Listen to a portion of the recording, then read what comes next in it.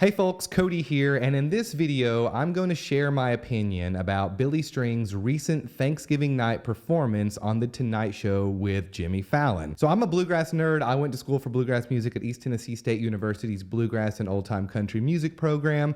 That's what this channel is dedicated towards, so if you're into that sort of thing, you know what to do. Therefore, I do have an opinion, and I think that this performance signals something much, much bigger for bluegrass music. Before I go any further, I want to first chat about the only other artist that has appeared on The Tonight Show with Jimmy Fallon on Thanksgiving night. This was back in 2016, and it was the Canadian pop star, international pop star, I should say, The Weeknd. And mind you, The Weeknd went on to play at the Super Bowl 5 years later in 2021. Now, I'm not implying that Billy Strings is set to do this anytime soon, but honestly, it would not surprise me in the least. So important to know that Billy Strings isn't the only bluegrass guitarist out there, and his band aren't the only bluegrass band that's making the rounds and I think really evolving the genre. But I've got to be honest here. I think that Billy's done more for the genre and has really helped a lot of the pickers really be catapulted into the national spotlight and appearing like he did tonight on national television.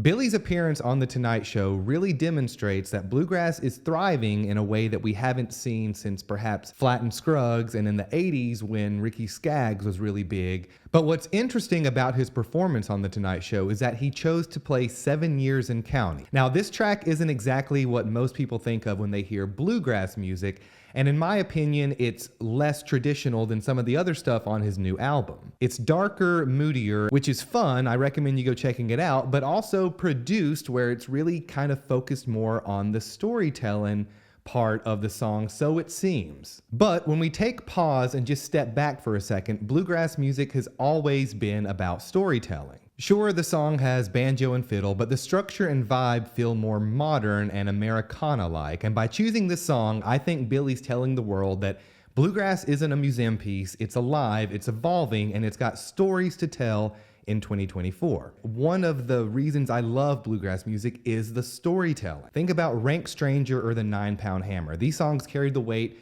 of the Appalachian experience, hardship, redemption, and home.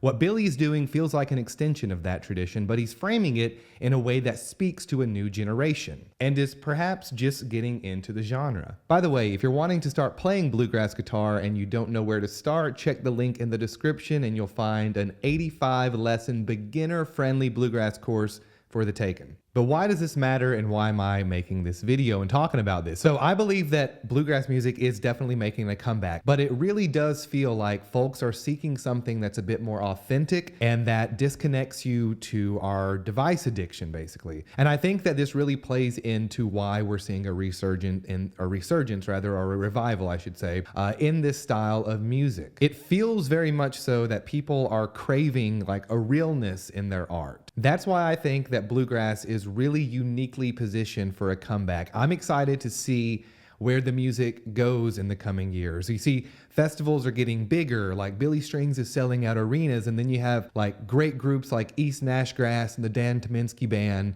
Like I said, to reiterate the point 1,000 times over, I really think that this is indicative of people just wanting to be disconnected from their device use. I say that ironically because I'm here chatting with you guys, staring at a camera screen, but I feel like there's something bigger going on here. And I think that this performance on The Tonight Show signals that. It signifies something bigger for folk music, for bluegrass music, for acoustic instrumentation, and to sort of, you know, give us a little bit of leadway from this device chain that we are linked to. I don't know. Let me know your thoughts down in the comment section, folks. If you are interested in learning bluegrass guitar with me, again, check that link in the description. Let me know what you thought of the performance itself. It was a killer one, and I'm excited to see what else happens in bluegrass music moving into next year. Bye-bye.